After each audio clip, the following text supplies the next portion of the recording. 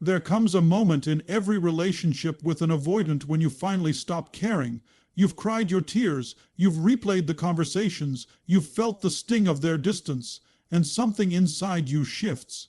You reclaim your power, but right there in that moment comes their final dirty trick, and make no mistake, this one hurts because it's designed to.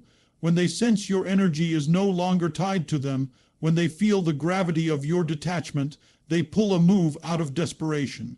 It may be silence so loud it echoes, it may be guilt dripping with half-truths to make you question yourself, or it may even be a sudden burst of charm, a flood of attention, as if they finally see your worth. But hear me, it's not love, it's not growth, it's a strategy, a survival mechanism to pull you back into the storm. This is not about you being unlovable. This is about them being unable to sit with closeness, intimacy, or vulnerability.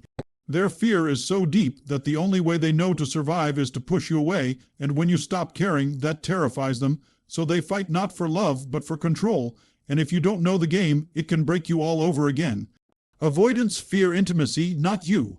This is one of the most crucial truths you need to understand if you've ever been caught in the storm of a relationship with someone who pulls away the moment things get close. Their behavior is not a rejection of who you are. It is not a reflection of your beauty, your worth, or your ability to love. It is a response to a deep, hidden fear inside of them. They are not running from you. They are running from intimacy itself because closeness feels unsafe to them.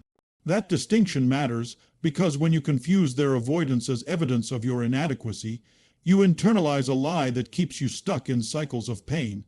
Avoidants grow up in environments where vulnerability often meant danger, disappointment, or shame. For them, love was never a place of consistency, safety, or unconditional acceptance. So, as adults, when intimacy approaches, alarms go off in their nervous system. What you see as connection, they experience as a threat. What you feel as closeness, they interpret as suffocation. And when that fear rises, they push away. Sometimes they retreat into silence. Sometimes they create conflict. Sometimes they disappear. But the motive underneath is the same. Protect themselves from the perceived danger of emotional intimacy. The mistake many people make is to personalize this. They tell themselves, if I were more patient, they would stay. If I were more attractive, they wouldn't pull away. If I loved them better, they would finally open up. But that's not how it works. You can't heal wounds that were not yours to begin with. You can't love a fear that someone else refuses to face. The harder you try to fix it, the more power you give to the illusion that their fear means something about your value, and the longer you stay trapped in that illusion, the more you sacrifice your peace for a battle you can never win. Now here's the empowering shift. When you see clearly that avoidants fear intimacy, not you, you detach their behavior from your identity. You stop asking, what's wrong with me? And start understanding this is about their programming, their fear, their unfinished healing. That shift doesn't excuse their behavior, but it explains it. And explanation leads to freedom. Because once you stop making it about your inadequacy, you reclaim the power to choose how you respond. That's the heart of growth. You cannot control how others show up, but you can control how you interpret and respond. When you stop tying your self-worth to their ability to stay close, you take back your emotional sovereignty. Their withdrawal no longer destabilizes you. Their mixed signals no longer send you spiraling. Their silence no longer convinces you that you are unworthy of love. Instead, you see the pattern for what it is, a person running from themselves, not from you. And when you finally stand in that clarity, everything changes. You begin to stop chasing people who are allergic to intimacy. You stop bargaining your energy for scraps of affection. You stop believing that if you just hang on a little longer, they'll transform. You realize that true love doesn't require you to shrink, chase, or beg.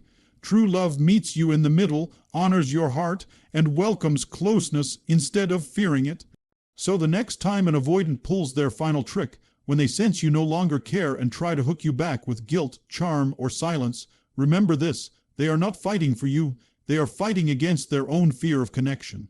You don't need to absorb their battle as your burden. Their fear is not yours to heal. Their walls are not yours to break down. And their distance is not proof of your unworthiness. It is proof of their struggle. When you understand this, you step into a new level of freedom. You no longer take on blame for someone else's inability to love fully. You stop shrinking under the weight of rejection that was never really about you. And you finally anchor into a truth that sets you free. Their fear of intimacy does not define your capacity to love, to connect, and to build relationships filled with safety, passion, and trust. The power was never in them choosing you. The power was always in you choosing yourself. The final dirty trick is emotional sabotage, and this is something that confuses, disorients, and deeply hurts people who have been entangled with avoidance. When you stop caring, when you finally begin to detach and free yourself from the cycle, they sense it. It is almost like an alarm goes off inside them, and instead of letting you walk away with peace, they attempt to sabotage that peace. Emotional sabotage takes many forms. It can look like sudden silence at the very moment you needed clarity. It can look like guilt trips, making you question if you were too cold, too impatient, or too selfish. It can even show up as an unexpected wave of charm, sudden attention, or promises of change that seem too good to be true. And here is the painful truth.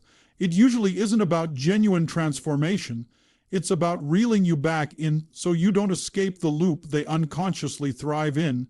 Why do they do this? Because control, not closeness, is their comfort zone. When you stop caring, they lose control over how you feel. That terrifies them. So, their instinct is to stir your emotions again, to pull you back into confusion, because in that confusion, they regain a sense of power. That's what makes emotional sabotage the final dirty trick. It's not about building love. It's about breaking your clarity. It's not about growing together. It's about stopping you from moving forward without them. This hurts so deeply because it makes you second guess yourself right at the point when you are finally regaining strength. One moment you feel liberated, and the next moment a carefully placed word, silence, or gesture pulls you back into self-doubt. But if you can recognize it for what it is, you stop being played by it. That is why education matters. The moment you understand that this is sabotage, not love, not change, not connection, you reclaim your center. You stop reading their behavior as proof that you mattered or didn't matter. You start seeing it as a pattern designed to hook your emotions. And once you see the hook, you don't bite. Emotional sabotage is painful, yes, but it is also a teacher. It shows you how far you've come in your growth. When you notice it and no longer react with desperation, you have proof of your evolution. You are no longer the person who jumps at every breadcrumb of attention. You are no longer the person who mistakes manipulation for affection. You are the person who can look at sabotage, name it, and walk away with your peace intact. That is power. That is freedom. That is what allows you to close the chapter with dignity and move into relationships where love is not a trick, but a truth. They weaponize silence, guilt, or sudden charm, and this is another critical piece of the puzzle. These are the tools of avoidance when intimacy feels too close or when their control feels threatened. Silence is one of their strongest weapons. They know that by withholding words, affection, or answers, they create anxiety in you. You start filling in the blanks, questioning yourself, replaying every detail. Silence becomes their way of making you do the emotional labor while they remain untouchable. Guilt is another tool. They can twist narratives in such a way that you begin to feel you are the problem. You're too demanding, you don't understand them, you didn't give them enough space. They create a story where your very need for love, connection, or clarity becomes the crime. And because you care, you take on that guilt, which makes you try harder, give more, and abandon your own needs in the process. And then there is sudden charm, which can be the most confusing of all. Just when you are ready to step away, they flood you with sweetness. They compliment you, they show affection, they make promises. For a brief moment, it feels like the relationship you always wanted is finally here. But this charm isn't consistent, it's conditional. It's not built on true intimacy, it's a lure. The moment you come back closer, the cycle repeats and the distance returns. When you understand these weapons, you stop taking them personally. Silence stops being a mystery and starts being a tactic. Guilt stops being evidence of your failure and starts being evidence of their fear. Sudden charm stops being hope and starts being strategy. And once you recognize this, you stop reacting and you start choosing. The greatest shift happens when you refuse to be moved by these weapons. You don't chase the silence, you don't absorb the guilt, and you don't fall for the charm. Instead, you stand in clarity, knowing that none of these behaviors are about your worth. They are reflections of wounds that were never yours to carry, and in that moment you rise above the game, you step out of the loop, you stop being controlled, and you finally walk in freedom. They weaponize silence, guilt, or sudden charm because these are tools that allow them to maintain control while avoiding the vulnerability they fear. Silence is not just the absence of words. It is a calculated absence designed to create doubt inside you. It leaves you wondering what you did wrong, replaying conversations in your mind, and scrambling for ways to fix something that you never broke. Their silence becomes a mirror that reflects your insecurities rather than their own fear. And the more you chase an explanation, the more power they gain because the silence keeps you hooked. But the truth is, silence is not communication. Silence is not resolution. It is avoidance dressed as power. Then there is guilt, one of the most emotionally draining weapons they use. Guilt flips the script on you. Suddenly, your needs become too much, your requests for connection become unfair, your desire for clarity is seen as pressure. They frame themselves as the misunderstood victim and you as the demanding one. This manipulation is powerful because when you love someone, you don't want to hurt them. You don't want to be the cause of their pain. So you absorb the guilt, soften your boundaries, and silence your needs, and in doing so, you abandon yourself while they continue to avoid facing their own fears. But perhaps the trickiest weapon is sudden charm. Just when you're ready to leave, just when you've gathered enough strength to detach, they suddenly flip the switch. They shower you with kindness, affection, and words you've longed to hear. For a moment, it feels like the person you always believed they could be has finally arrived. It feels like hope, but it's not hope, it's bait, because as soon as you step closer again, the cycle repeats, the charm evaporates, the walls go back up, and you're left confused, wondering what just happened. Understanding these tactics doesn't make them hurt less, but it does strip them of their power. When you realize that silence, guilt, and sudden charm are not reflections of your inadequacy, but reflections of their fear, you stop dancing to their tune. You stop chasing answers in silence, you stop carrying guilt that isn't yours, and you stop mistaking charm for change, and that's when you begin to take your power back. Understanding this pattern protects your peace because awareness is your shield. When you know the game, you can no longer be played by it. Instead of being blindsided by their silence, you anticipate it and remind yourself, this is their fear speaking, not my failure. Instead of drowning in guilt, you recognize it as manipulation and stand firm in your truth. Instead of falling for sudden charm, you see it as temporary bait, not genuine transformation. Education doesn't remove the sting, but it transforms how you respond to it. Peace is not about controlling how others act. It is about controlling what you allow into your mind and heart. When you know the patterns, you stop giving them power over your emotions. You begin to respond with clarity instead of reactivity. You begin to choose calm instead of chaos. And most importantly, you stop allowing their behavior to dictate your sense of self-worth. This kind of peace is not fragile because it is built on truth, not illusions. Your greatest strength is detachment with clarity. Detachment doesn't mean you stop caring as a human being. It means you stop allowing someone's fear-driven behavior to control your inner world. Detachment with clarity means you can love someone yet still recognize when their actions are unhealthy. It means you no longer chase validation from someone who is incapable of giving it consistently. It means you step back, not out of coldness, but out of self-respect. Clarity is what makes detachment powerful. Without clarity, detachment can look like numbness or avoidance. But with clarity, detachment becomes strength. You see the behavior for what it is, and in that seeing, you no longer need to personalize it. You understand that their fear of intimacy is not about you, and therefore their silence, guilt trips, or temporary charm cannot shake your foundation. That is when you rise into freedom. You are no longer trapped in cycles of confusion. You are no longer searching for answers in someone else's chaos. You are standing in truth, and from that truth, you finally reclaim your peace, your power, and your future. Their behavior is not a reflection of your value. It is a mirror of their unresolved wounds. This is one of the most liberating truths you can ever hold onto when dealing with avoidance.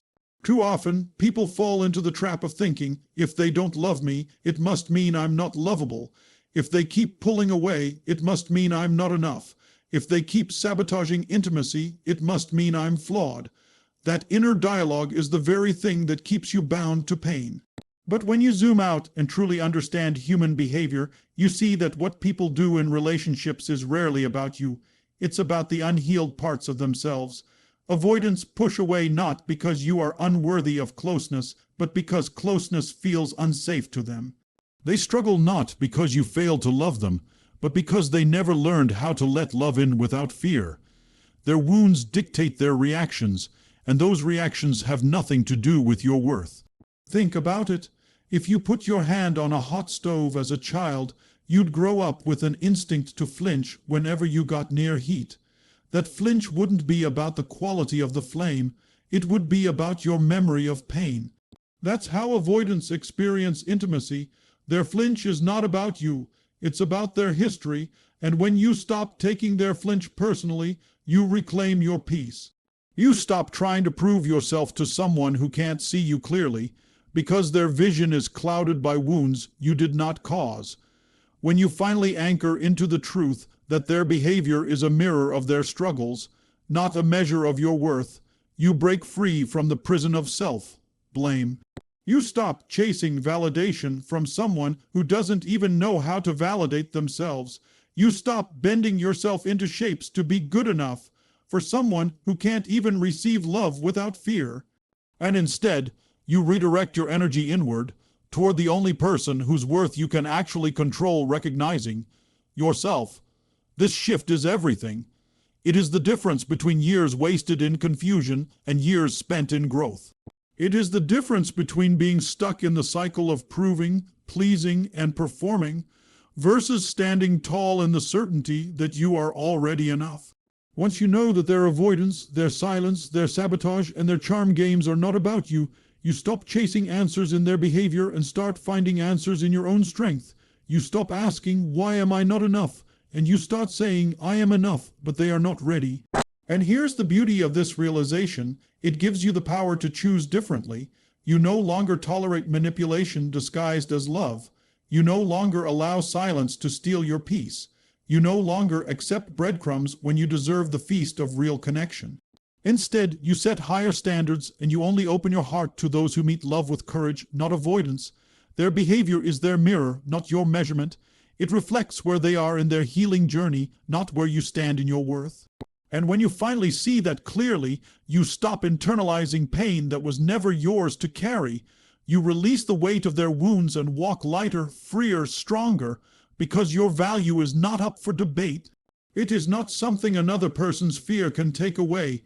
It is constant, it is unshakable, and it has been within you all along.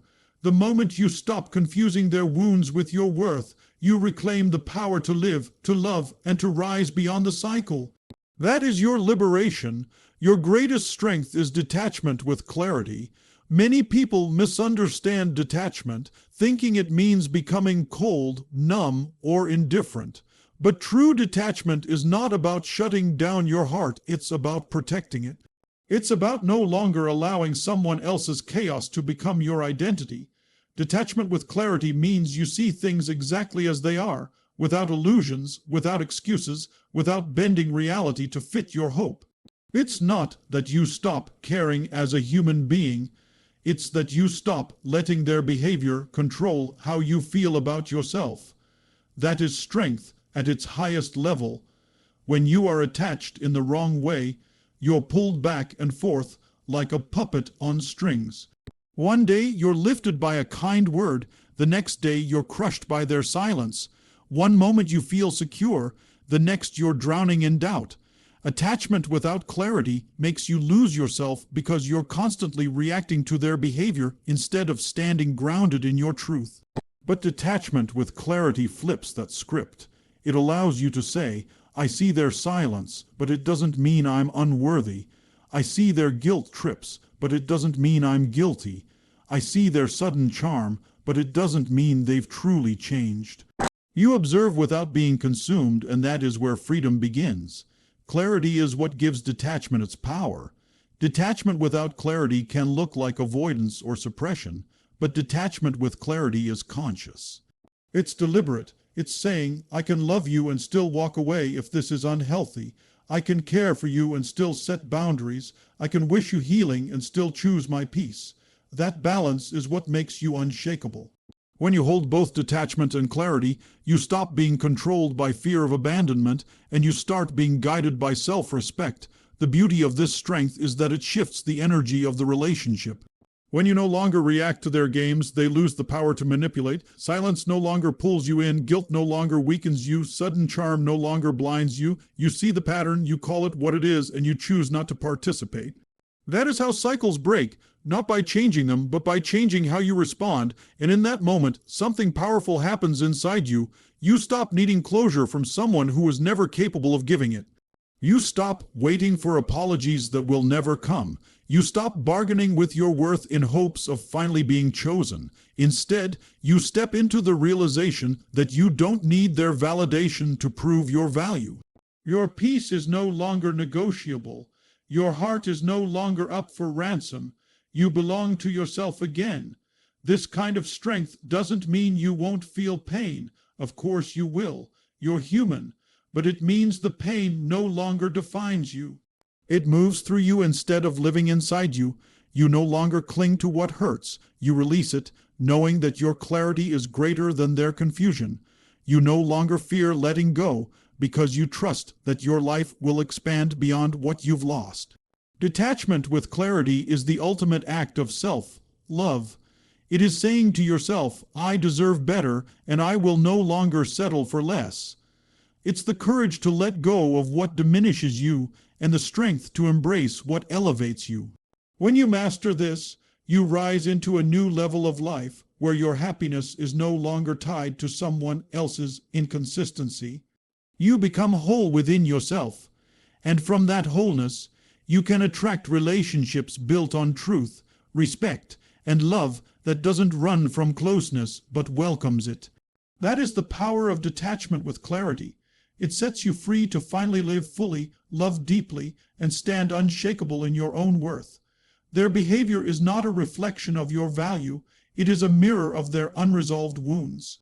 One of the most dangerous traps people fall into when dealing with avoidance is believing that their pulling away, their silence, or their sabotaging means you are not good enough. You start to think, if I were prettier, they would stay. If I were more patient, they would open up. If I were more loving, they would finally change. That is a lie your mind creates when it confuses someone else's wounds with your worth. The truth is, people can only love at the level they have healed. If someone is terrified of intimacy, it doesn't matter how valuable, loving, or loyal you are. They will still pull away because closeness feels unsafe to them. Their reaction isn't about you, it's about the battles inside of them that they have not yet faced. Think about this. If a person has a broken leg, you could be the best dance partner in the world, but they still won't be able to move with you. Not because you lack skill, not because you lack rhythm, but because their body isn't capable of joining you in the dance. That's exactly how it works with emotional wounds. You can bring light, consistency, and love to the table, but if they are carrying unhealed pain, they will not be able to meet you there. And if you don't see this clearly, you will keep blaming yourself for a brokenness that isn't yours. Your value does not decrease because someone else fails to see it. Gold is still gold, even if someone is too blind to recognize its worth. A diamond is still priceless, even if someone throws it in the dirt. Their inability to receive your love is not a verdict on your capacity to give it. It is simply a reflection of the limits they live behind. And the moment you start to truly understand this, you stop negotiating with your worth. You stop trying to convince someone to see you. You stop begging someone to choose you, because you finally realize that their blindness does not define your brilliance. When avoidants pull their tricks, it is easy to feel small, but what's really happening is that their unresolved wounds are spilling into the relationship. They may project their fears onto you, making you feel like the problem. They may create distance, which makes you question your desirability. They may sabotage closeness, which makes you feel unlovable. But none of these things are reflections of truth. They are distortions born from fear. When you carry this awareness, you stop living in reaction to their distortion and start living in alignment with your truth. Your worth is unshakable. It existed before them, it will exist after them, and it is not up for debate. What they cannot give you, someone else will. What they cannot see in you, someone else will treasure. What they run from in fear, someone else will run toward with courage. But none of that can happen until you stop allowing their wounds to define your story. The most powerful shift you can ever make is to say, their behavior does not tell me who I am, their wounds do not write my story, their avoidance does not dictate my value. When you fully embrace this, you cut the cords of self-blame. You stop spiraling into what's wrong with me, and instead rise into what's possible for me. That is where your life changes. Your value is constant. It is not earned through someone else's approval, and it is not lost through someone else's rejection. It lives inside you untouched, waiting for you to recognize it and protect it fiercely. And the moment you stop letting avoidance trick you into questioning your worth, you step into a life of freedom, power, and deep self-respect. That is where love that is real, safe, and lasting can finally find you.